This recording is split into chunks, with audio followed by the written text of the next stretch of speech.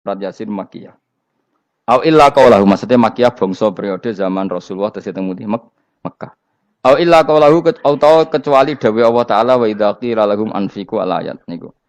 Au madaniyatun utawa sebagian ulama darani surat Yasin bangsa napa? Madaniyah. Isnatan iku loro wa samanun lan 80 apane ayatan ayat. Jadi surat Yasin kabeh berjumlah berapa? 82 ayat. Bismillahirrahmanirrahim Yasin. Ya semua ulama makna Yasin itu makna nama lain dari Rasulullah Muhammad Shallallahu Alaihi Wasallam. Meskipun secara ikhtiyat, secara hati-hati, mufassir biasanya bilang Allah a'lamu bimuradi bi. Allah a'lamu dat sing pirsa bimuradi kelan kersane Allah bi iklan Yasin. Tapi kita tahu secara ahwalul ulama, ya saya ulang lagi, kita tahu secara tradisinya ulama tetap mengatakan Yasin maknanya ya Muhammad. Buktinya terusannya apa? Innaka laminal mursalin. Innaka ke siapa coba? Ke Nabi kan, Nabi Muhammad. Berarti Yasin wahai Muhammad kamu adalah mursalin. Apalagi ada istimal yang sudah konsensus seluruh dunia. Misalnya sholatullah, salamullah ala toha rasulillah, sholatullah, salamullah ala Yasin habibillah. Jadi makanya saya berkali-kali bilang, saya pernah ngisi pengajaran tafsir di Madura juga bilang gitu. Ada disiplin ilmu tafsir dan itu kadang ketatnya ikhtiyat. Ikhtiyat itu hati-hati. Sehingga tetap bilang Allah alamu bimuradihi bidalik. Tapi meskipun demikian, ada konsensus masif dari para ulama yang menggunakan Yasin Toha itu untuk Rasulullah Shallallahu Alaihi Wasallam. Karena secara siakul kalam pasti demikian. Misalnya di juz 16 ya, surat Toha itu ya, 16 ya. Toha, ya Muhammad, ma anzalna alaikal Qur'ana litasqa. Coba kalau Toha ada artinya Muhammad, lalu siapa? Ada kata ma anzalna alaika, apa? Coba sekarang Toha ganti ya Muhammad kan pas ya Muhammadu ma anzalna alaika al-Qur'ana litasqa. Jelas ya? Secara siakul kalam Toha menunjuk siapa? Muhammad karena tulisannya coba ya. Toha diganti kata Muhammad. Ya tentu diganti secara makna. Ya Muhammadu ma anzalna alaikal Qur'ana litasqa. Yasin juga ganti aja. Ya Muhammad demi Quran yang hakim innaka ya Muhammad laminal mursalin. Sehingga meskipun mufassir secara disiplin ikhtiyatnya, kehati-hatiannya bilang inna kalaminal apa? Allah a'lamu bimuradihi bidzalik, tapi secara ahwalul ulama tetap Toha dan Yasin adalah ismun min asma'i Rasulillah sallallahu alaihi wasallam. Berarti apa? Kayak tadi apa? Salatullah salamullah ala Toha Rasulillah, salatullah salamullah ala Yasin habibillah. Jelas ya. Jadi antara istimalnya ulama itu beda dengan keikhtiyatan mufassir. Dan tentu kita milih yang istimalnya ulama. Karena itu lebih gampang supaya kata alaika khitab itu kena. Apa? Kena. Mukhotabnya siapa? Terus ketiga kata Ibnu Jarir atau Bari, nggak mungkin Allah mengkhitabkan sesuatu dengan sesuatu yang nggak bisa difahami. Karena orang Arab dan zaman itu paham Yasin adalah Rasulullah, Toha adalah Rasulullah, sehingga ada khitab itu. Buktinya orang kafir zaman itu nggak pernah menyoal gini. Muhammad katanya Quran itu indah, mudah difahami. Ternyata ini ada lafaz-lafaz yang kita tidak paham. Nyatanya orang kafir tidak gugat seperti itu. Itu menunjukkan bahwa penggunaan Toha dan Yasin adalah ma'ruf dan difahami. Paham? Jelas ya? Ya soal nanti ikhtiyat, ya ikhtiyat saja kita ikhtiyat. Paham ya? Tapi tetap difahami. Apa? Tetap difahami. Buktinya jelas kan Toha ma anzalna alaika. Berarti diganti saja apa? Ya Muhammad ma anzalna alaika al-Qur'ana litasqa. Mohon jelas ya. Wal Qur'ani demi Qur'an al hakimi kang bijak. Ail muhkami tegese kang kuat utawa kang kukuh. Kukuh maknane indah bi aji binasmi kelawan keajaibane susunan wa badil ma'ani lan keindahane makna. Innaka saat temne sira ya Muhammad wa Muhammad lamnal mursalin setengah sangking wong sing diutus. Sungguh termasuk wong sing diutus Allah. Ora sekedar diutus ala siratin kowe ing atase jalur to dalan mustaqimin kang jejeg. Uti ala mutalikun ta'alluq bima perkara qabla kang sedurunge iki dawuh. Tariqil anbiya tegese kowe iku sesuai dalane para-para nabi qabla ka sedurunge sira. Maknane tariqil anbiya ya tauhid tegese tauhid wal huda lan petunjuk. Wa taqidu tinau kiti bil qasami iklan qasam wa ghairi lan liyane qasam ngrad niku nolak liqaulil kufari marang pengucape wong kafir lagu maring nabi wong kafir komentar ning nabi napa lasta mursala Muhammad iku ora rasul. Terus Allah jawab innaka laminal mursalin. Tanzilal azizi kang kowe iku dadi rasul mergo entuk turunan untuk keturunan Quran sing aziz Sing Tanzilal Aziz. Kang Quran iku dadi sesuatu sing diturunno Allah sing aziz. Fi mulkihi dalam kerajaane wa ar-rahimi kang welas fi khalqihi lan makhluk Allah. Utai lafat tanzil ku khabar mubtada'in khabar mubtada'. Ya karena Imam Suyuti baca tanzilu sehingga dia nerkepnya mubtada'. Tapi kira kita kan baca apa? Tanzila. Makanya saya berkali-kali ngaji itu sama guru. Imam Suyuti dia itu bacanya tanzilu, makanya dia nerkep jadi khabar. Sementara kira kita tanzila, maka kita nerkep jadi maf'ul mutlaq. Paham ya? Makanya kamu enggak usah bingung iki kok jadi khobar padahal macane tanzila. Utawa ora bingung mergo ora paham pilihane loro tok. Ya. Jadi yang jelas Imam Suyuti itu kadung milih rofa, makanya dia nerkep khobar. Paham ya tanzilu, makanya dia nerkep apa? Khobar. Kalau kita baca kan tanzila, maka itu maf'ul mutlak atau nyimpan kata amdahu. Ayil Qur'an itu kese Qur'an. Bi khabaru mubtada'in muqaddarin. Apa sing kang aran Tanzilul Aziz ya Qur'anu tentu Qur'an. Qur'anu tujuane ditung dira supaya ngekeki peringatan sira bil Qur'an kauman ing kaum muta'alikun bitanzil. Maung dira kang ora dikeki peringatan sapa abahum bapak-bapak wong akeh elam yung zaru. Tegese ora dikeki peringatan sapa akeh fi zamanil fatra ing dalam zaman fatra. Ya jadi Quran itu gunanya ya membuat logika yang benar supaya orang itu menghindari kesalahan. Jadi menakut-nakuti itu kalau enggak harus tentang neraka. Takut dari kesalahan, takut dari kebodohan. Kan kita juga takut kan punya pemimpin yang salah, takut punya kasus, takut kepleset. Ketakutan tidak harus dari neraka. Makanya saya berkali-kali bilang, saya sering dulu dinasihati Mbah Mun, enak kepen alim, ojo sering maca tafsir, mari goblok dari Mbah Mun. Maksudnya mari goblok itu gini, mufassir itu manusia, kadang dia itu satu ayat umum, dia mendiktekan ke satu kasus, padahal kasusnya lebih umum. Makanya berkali-kali sama nani umpama ngene, contohnya ngene. Karena nanti itu mengikat. Misalnya gini ya, saya ulang lagi ya. Ben gayamu kayak wong alim. Ini kan malam 23. Saya itu enggak pernah loh ngitung sengaja. Tapi ini malam 23 kita insya Allah nginjak juz berapa? 23. Ini insya Allah barokah sekali. Tapi rasa Arab-Arab Lailatul Qadar. Biasa wae. Ora kelas e. Wis ben sing entuk Lailatul Qadar ben wali-wali wae. Kene entuk cipratane wis napa cukup. Lah wong traweh arang-arang ya njaluk. Iya kalau kita mintanya dianggap Allah minta, kalau dianggap ngelama. Coba andekan kapasitas Anda itu RT, minta jadi presiden, itu ngelama apa doa? Tidak jawab saja. Ngelama. Jatah kamu untuk azab, kok jaluknya Lailatul Qadar, itu ngelama apa Anda? Mestinya jalukmu orang untuk azab, itu bagus. Paham ya? Banyak ulama diajak istisqa gak mau. Banyak itu ulama. Ayo istisqa kita karena sudah lama gak hujan. Kata ulama tadi. Jatah kita ini kena hujan batu dari langit. Enggak hujan batu sudah bagus. Enggak usah minta. Lama macam-macam. Lah rai-rai ngene iki pantese entuk Lailatul Qadar apa entuk adab? Ayo jawab.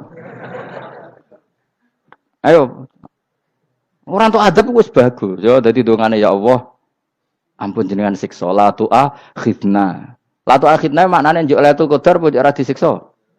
Ya makam kita itu masih Rabbana la tu'akhidna. Iku supaya gak disiksa innasina waktu kalau kita salah. Kowe kan gak kalau. Wah sudah salah.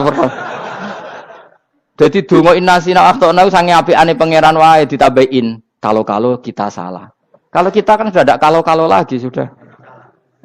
Sudah jelas salah berkali-kali lagi. Mbok wong diisin. Njulak jaluk Lailatul Qadar gak diisin. Tapi ya oleh pangeran apian. Pangeran kan tapi misalnya pangeran ora aku luwe apian timbang aku. Jadi sowe disahno permintaan. Tapi gak dikabulno. Mau disahno tapi ora usah apa? Disahno iku iman jalin jan wong goblok piye meneh, macam-macam. Makanya doa paling fair itu ya Rabbana dzalamna anfusana wa lam taghfir lana wa tarhamna lanakunanna. Makom kita itu di sepuro pangeran. Sing bener donga wong tarawih-tarawih lho ning Tuban ning Jogja wis bener.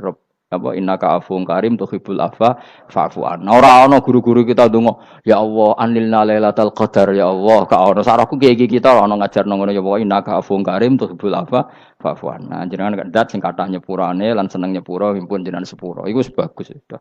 Udah bagus. Ndelok lailatul qadar gresuk ndelok srengenge. Terus ndelok angin. Angger daerah Gunung Kidul banter terus anak-anak. Boy wong tahu diri, maksud kula nggih tetep minta Lailatul Qadar tapi tahu diri. Misalnya suwe bar sedekah, puasa bar salat 1000 rakaat terus utang mesti sahur. Sampai togo-togo sing mbok dolimi jaluki sepuro. Pas kowe in tenan mergo ngrasa ora dolim, nduk Lailatul Qadar. Tapi kira ngrasa ora dolim wis ujub sombong. Wong sombong ya ora berhak meraih. Lah terus piye Gus? Ya piye biasa wae, pokok biasa wae. Makom kita kok ora kena adab itu sudah luar biasa. Ora penuh adab piye. Wis ngene iki wis luar biasa, napa? Luar biasa. Mun nang ngandel kula, mesti ngene iki wis keadaan seperti ini terus. Soale dongane wae Rabbana la tu'akhidna in nasina wa akhtana. Itu jadi itu sudah luar biasa. Nah, ini kan teruskan dawuh Mbah Mun. Misalnya Allah bilang gini, fattaku, maka takutlah kamu. Biasanya mufasir ditambahi minan nar, maka takutlah kamu masuk. Sebetulnya yang perlu dihindari dari kita, takut itu ya, takut salah, takut bodoh, takut terdolimi, takut mendolimi orang lain, takut hidup tidak ada gunanya. Tapi mufasir tentu milih yang populer, takutlah kamu dari api neraka. Coba misalnya gini, kita nanti masuk surga.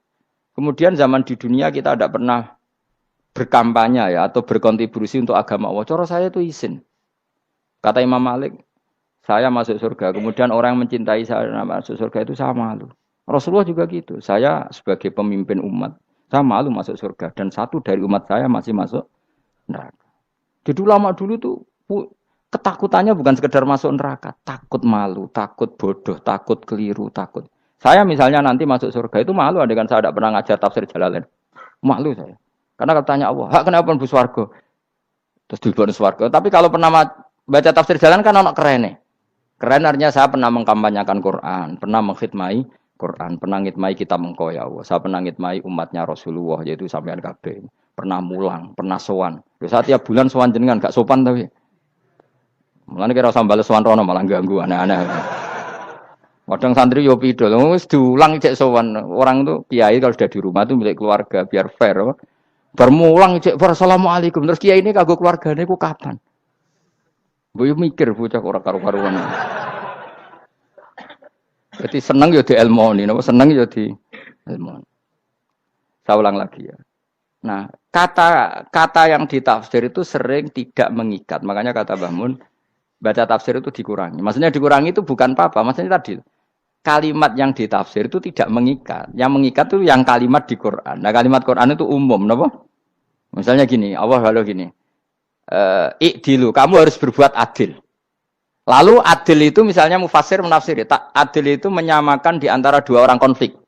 Misalnya di MK 01 dan 02 dianggap sama, itu namanya adil. Itu kan dawai mufasir. Atau misalnya gini. Allah bilang gini ke saya, hak kena jadi kiai sing adil. Terus adil ditafsiri orang, adil itu menyamakan sesama murid, haknya sama.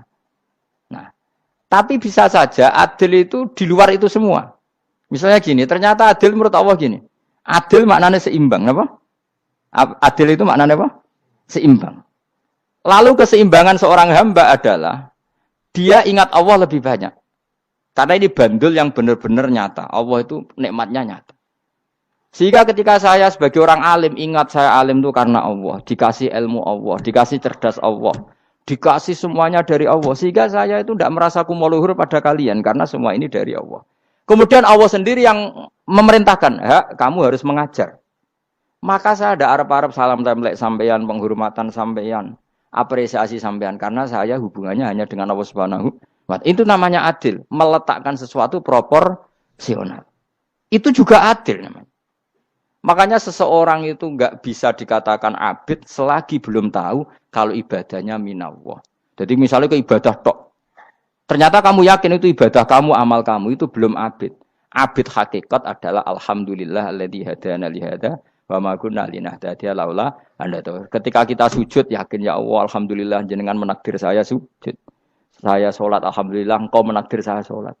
Sehingga minallah dulu pikiran itu semua kebesaran kemendahan hari ini minallah dulu. Baru setelah minallah kita yakin billah. Setelah billah juga yakin illallah. Misalnya gini illallah itu. Setelah saya ngajar tafsir Jalalain, kepentingan saya satu. Hamba-hambanya Allah menjadi tambah mencintai Allah. Tidak mencintai saya. Enggak penting sampean mencintai saya. Makanya Imam Syafi'i tiap ngajar bilang begini. Wadittu annal khalqa ta'allamu hadal ilma wala yahmadunani. Saya senang kalau kalian belajar fikih sama saya. Tapi kamu enggak usah muji saya. Jadikan fikih ini alat taqarrub kamu kepada Allah. Itu namanya minallah wa ilallah. Itu adil. Tapi adil yang dijelaskan ulama beda-beda tadi. Ada mengatakan adil adalah proporsional antara murid, antara keluarga dan murid. Meskipun kamu senang mulang, jangan merantarkan keluarga. Itu tidak adil. Itu kan versi, no? Maksudnya Mbah Mun, kamu jangan terjebak versi-versi dalam tafsir. Paham ya? Karena Allah hanya ngendikan i'dilu wa aqrabu. Paham ya? Tapi kan penjelasan adil ini orang versi. Paham ya? Ada yang nulis adil adalah meskipun mimpin masyarakat ya ingat keluarga. Karena sing tukang wayo kan nafsiri adil adalah karena laki tidak cukup istri satu maka ya kan yo repot nanti. Tapi kalau kadung istrinya 3 atau 4, adil adalah harinya sama meskipun janda dan perawan. Jari sing lanang gak adil adalah proporsional. Sing wis suwi dikumpuli dikurangi. Yang baru ya mungkin enggak kalau nuruti. Mungkin enggak. Ya, tapi itu kan versi, nama. Maka kata Mbak Mun itu memang saya itu merasakan, saya sebagai mufassir merasakan memang saya akan sering baca Jalalain beda dengan tafsir Munir, nanti beda dengan tafsir Qurtubi. Saya beri contoh misalnya. Dan kamu pasti salah jawab ini. Kalau kamu benar berarti ya alim tenan.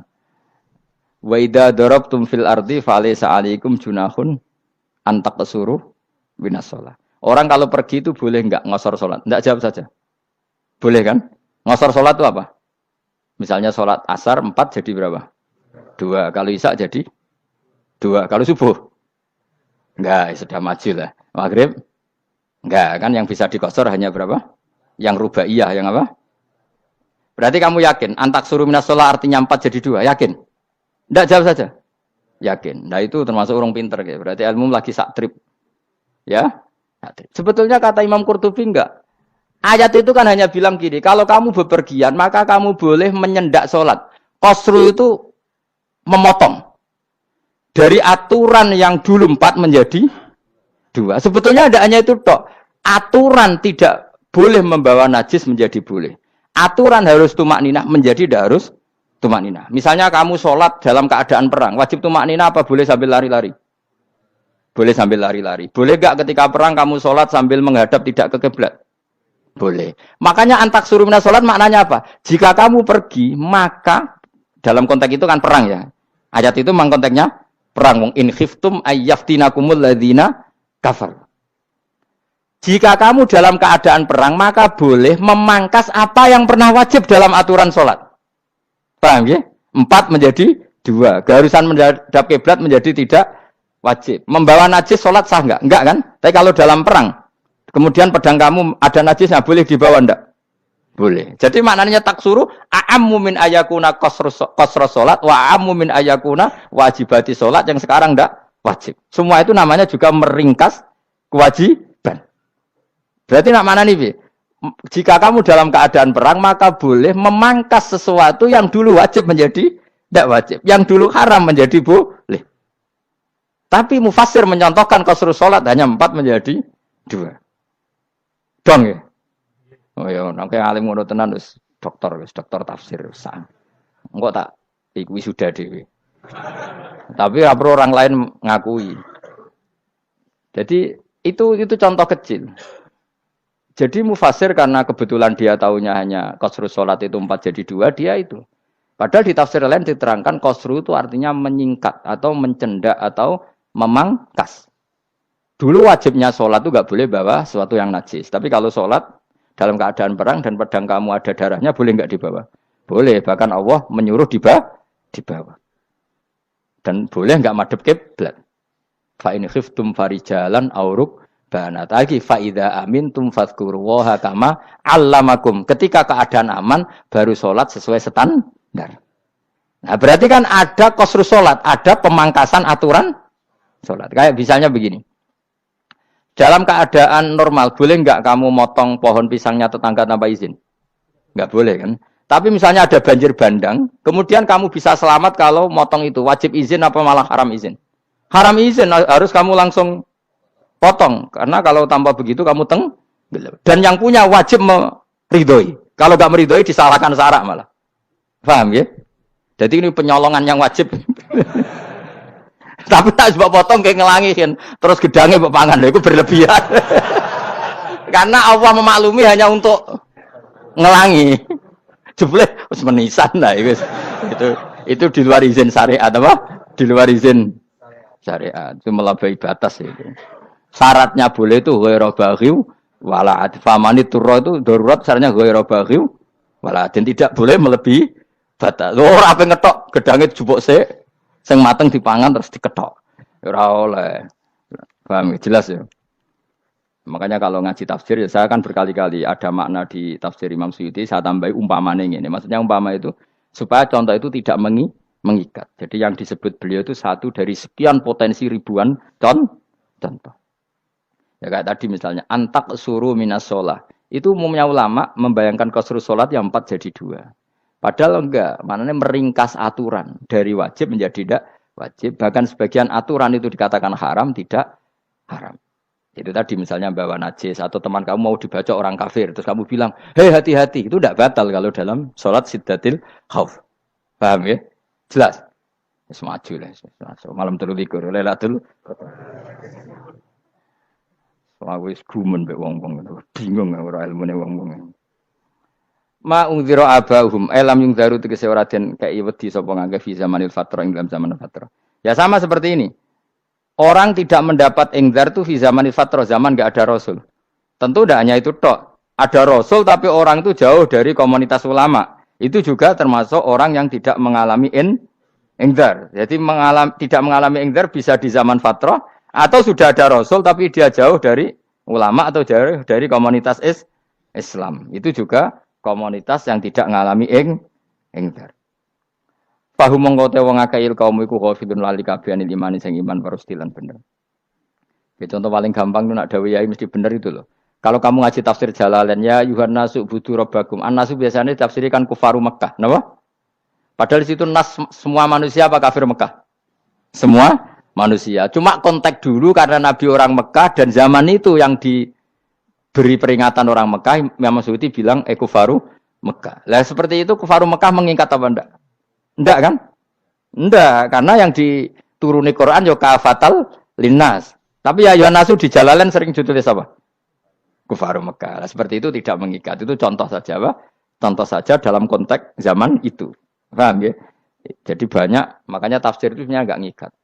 Ya tapi yang ngomong gitu harus orang alim. Kalau kamu yang ngomong malah kacau. Kemudian ngomong sombong. Maksudnya kan manusia, saya juga manusia. Ngapain saya harus ikut? Ya sarap itu. Iku ora wis sombong saraf, no? Wis sombong saraf. Lakot hakko teman-teman fahum, lakot hakko teman-teman nyata apa alqaulu apa titah, wajib tegese wajib manane nyata ala aksarihim. Ing atase akeh-akeh wong akeh bil adab. Lakot hakko teman-teman dadi nyata apa alqaulu apa titah anane azab. Wajib tegese wajib apa adab ala aksarihim bil adab, fahum mongko te wong akeh la yuminuna ora iman sapa akeh. Il aksaru tegese ute akeh wong ora iman. Zaman niku maksudnya. Ya, maksudnya zaman itu. Tapi jengben nggih mboten ngerti. Tapi yang mungkin batu Isa itu semua orang iman, tapi ya banyak yang setelah iman itu tidak bermanfaat lagi karena wis napa? Matahari terbit dari napa? Barat. Hina la yanfa'u nafsan imanuha lam takun amanat min qabl. Inna sa'atamna ingsun jalna ga ingsun fi anaqihim. Ing dalem gulu-gulune wong akeh tak gawe aghlalan ing belenggu. Bi ayu dhamma gambar bi antu dhamma gambar sento dhewe kumpulno ilaha maring anak apa alai di tangan. Di anal gila karon saat menegil iku yajma'u iso ngumpulno apa gil al yada ing tangan kal unuk maring geger maring napa gulu-guri lho jenenge unuk. Wong Arab nak darani kene iku unuk, nak darani kene iku nakher. Ya jare wong Arab, ya kene iki unuk, kene iki nakher. Lah gulun niku ngeten, tangan didakok teng napa? Napa? Gulu. Napa jenenge jidok niku jidokne. Sing guri-guri. Faya mengkote tangan ila aidi kumasmuatun ting kumpulno ilal atqani maring dagu. Niki lho jenenge dagu. Jam udzakonin wa ya mustama'ul lahyan. Kumpule dua dagu atau dua wang nek jomanan. Fahum mongko te wong akeh mukmahuna iku dadi bunder sapa wong akeh. Manane rafiuna ngangkat wong akeh ruusaum ing sirahe wong akeh. Lastatiuna ora iso mampu sapa wong akeh khawdaha ing ngendekno ruus. Menawa dhewe maksudi wa ta iki mutamsilun muk bayangan, muk tamsil gambaran. Mulane kula gumun mbek ulama riyen. Tak contohno ya, nak ulama dhisik ku top. Wong dhisik nak darani bun neraka digludungno. Wong kafir ku sampeyan digludungno ning neraka. Iku ya pancen ngalim tenan wong dhisik. Mergo gambarane ngene, ora usah mbok praktekno sampeyan, praktekno saiki wae. Nak praktekno sampeyan kowe sampeyan mlebu neraka. Dadi ngeten wong nak lungguh ngene wong Arab nak darani iki ason-ason. Terus ngeten. Ngeten. Niki kan niki jenenge apa? Dengkul. Dengkul itu kena dagu, terus tangan kena cithok. Dadi ngeten. Dadi wong wis dalam keadaan bunder. Paham ya? Lah mulane malaikat karek nyaduk terus gludung-gludung ngono.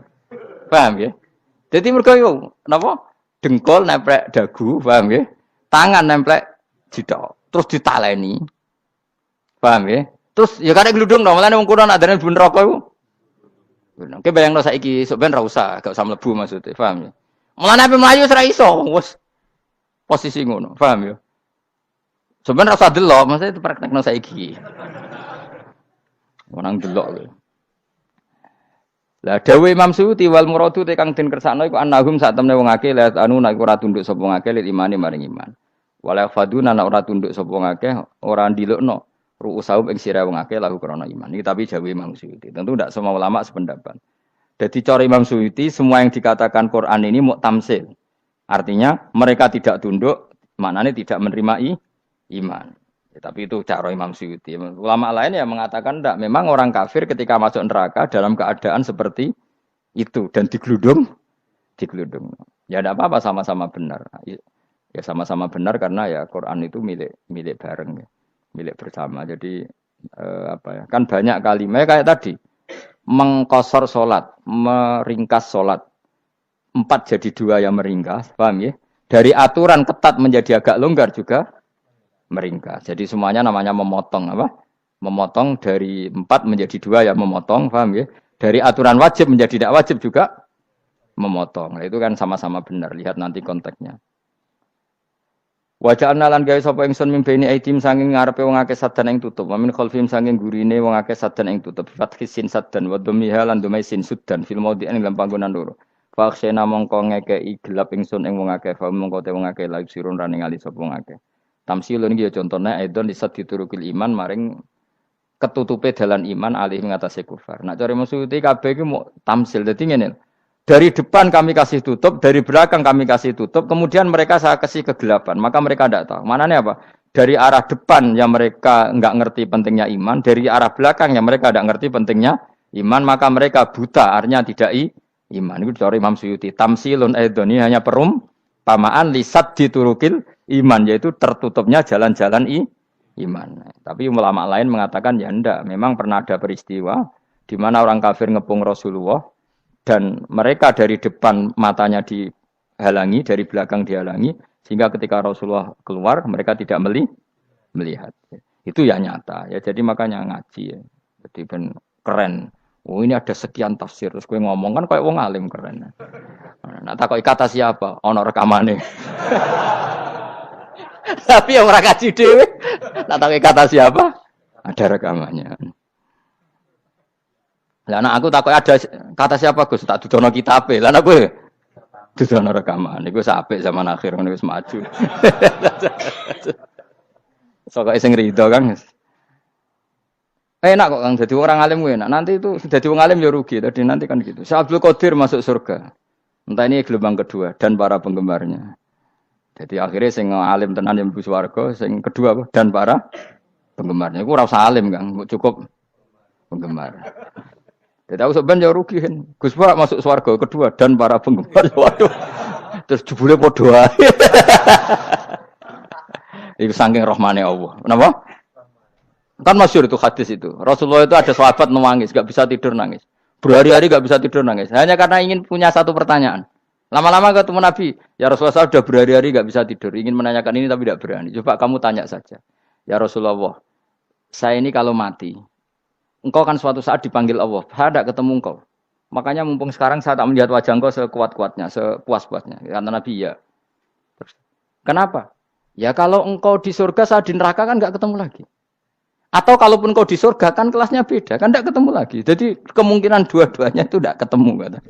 Karena tadi bisa saja, ya artinya Nabi karuan di surga, saya di neraka enggak ketemu. Atau engkau di surga, saya di surga pun beda kelas. Ya enggak ketemu. Kata Nabi, tidak begitu aturan mainnya. Almar'u ma'aman ahabba. Orang itu sesuai yang dia orang bersama orang yang dicintai. Jadi ya saya harus ikhlas kalau kamu saingi nanti. Ya, yes, takdir no. Takdir. Wasawana ni padha uga ale ngatasi wong akeh angger tau te ngekek peringatan sira gumeng wong akeh tahqiqil hamzatin angger ta. Wa ibdali saniyati alifan angger ta humata sili ala nasil hamzah wa itu khali alifan wa bun alif binal musahalan dan hamzah sing ditasil wa ukhra lan ya wa tarki lan tinggal itu khali. Am lam tungzirhum wong ra wis bakat kafir mbok elingno cek ra mbok elingno tetep la yu'minun ora gelem iman. Lah sing iman iku sapa inama tungziru ang mestine ngelingno sira. Maksude yanfa'u tegese manfaat apa ing daruka peringatan sira. Peringatanmu manfaat man ing wong ittaba kang anut sapa man adzikra ing Quran tegese Quran. Wa khasyialan wedi sapa man ar-Rahman ing Allah Rahman bil ghaibi padahal ora roh pangeran. Ya khofa tegese wedi sapa ing Allah toh walam yara ora ningali sapa wong ing Allah. Nane bil ghaibi itu apa? Takut Allah dalam keadaan toh dia tidak melihat Allah lang. Mergo tak tafsiri bil ghaibi barang gaib. Barang gaib ning Indonesia terjemahannya hantu. Melihat alam gaib itu maknanya apa dalam bahasa Indonesia? Hantu. Mulane bil ghaibi ra tak terjemah apa? Piye namane wa khosyalan di sapa wong ar-Rahman ing wasi Rahman bil ghaibi padahal dene ra roh langsung. Ya ora usah diterjemah ya. Terjemah dadi apa? Barang gaib malah repot. Fa basiruhu mongko ngeke berita gembira sira ing man bimaghfiratin kelawan pengempuranan wa ajrin dan ganjaran karimin kang terhormat. Orang yang seperti itu yang ngikuti Quran dan takut Allah itu layak mendapat maghfirah wa ajrin karim wa ta'ala juru karim wal jannatu swarga. Inna saat temen ingsun awa nahnu ya ingsun iku nuhyi nguripno ingsun almauta ing wong sing mati libasi krana pas. Wa naktubu lan nulis ingsun fil lauhil mahfuz ma ing apa wae kodamu kang nglakoni sapa ngake fi hayatihim. Di lauh mahfuz apa yang pernah kamu lakukan ditulis min khairin kaapian wasari dan kaelean liyujazau supaya diwales sapa ngake alih ngatasé iki. Wa atharahum lan yo tak tulis bekas-bekas kelakuanem. Matek se perkara ustunta kang digawe sunah apa bima badam sause wong akeh. Jadi perilaku kamu ditulis, setelah kamu mati masih ditulis, yaitu bekas-bekas sunnah kamu yang pernah kamu lakukan. Jadi misalnya kok penemu judi, selama ada orang judi ya kamu dapat, paham ya? Paham ya? Loro gak ya? Makanya ulama ngendikan dulu tubalil amwat, tubaliman mata wa matat ma'ahu dunubuh. Bejo wong mati, kemudian dosa-dosanya melok mati pisan. Maknanya dia mati dalam keadaan tidak pernah melahirkan sunnah keburukan, paham ya? Tapi bejo wong sing mati, kemudian dia meninggalkan sunnah kebaikan yang diikuti terus. Kok sampean ini lo bener? Gak paham jalannya lah, nggo jalan kalau turun ngaji. Sehingga sebenarnya anak gak paham lah ya gowo. Lo kok gowo jalan cung? Dhisik bapak ra paham lah ya gowo. Itu sudah bagus. Apa? Bagus. Berarti pokoknya anut anak ya anut.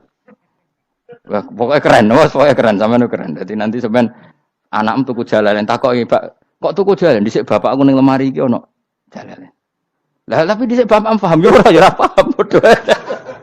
Wis stop, wis, stop. Jelas ya gitu anak tubuh mangkodamu wa atharoh. Makanya sisa-sisa amal kita, bekas-bekas amal kita semuanya adalah ditulis sampai Allah Subhanahu wa taala. Mulane kula kepengin jenengan nate syukuran, pisan-pisan nate syukuran pertama anak kita bisa sholat. Guling-gilingan banyak orang syukuran perkara ulang tahun. Kenapa pertama anak kita bisa sholat kita tidak pernah apa?